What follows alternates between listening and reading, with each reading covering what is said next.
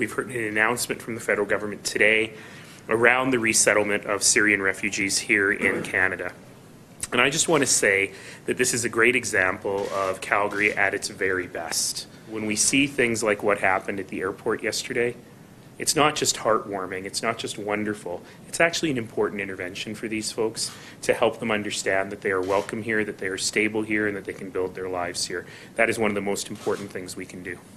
What the province has asked of the municipalities is that we are doing all that we can to be sure that we are ready to be welcoming, that we are inspiring our citizens to all be at our best and make sure that our newcomers have the opportunity to succeed as quickly as possible. There is a technical question around the budget, and we need to ensure that the monies that the federal government is setting aside have adequate funding within them to be able to provide housing supplements for folks until they get on their feet.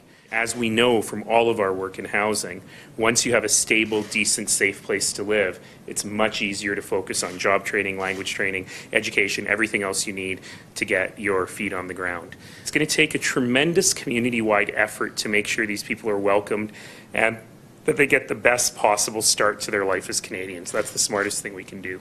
But let's also remember that last year, Calgary welcomed 38,000 new Calgarians. So we welcomed nearly a little more than 3,000 a month.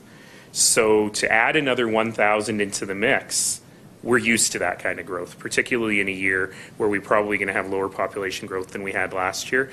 So yes, the schools are overcrowded, and yes, we need to build new schools, but this is not anything particularly out of the ordinary for the kinds of things the schools have had to deal with, nor really that the community has had to deal with.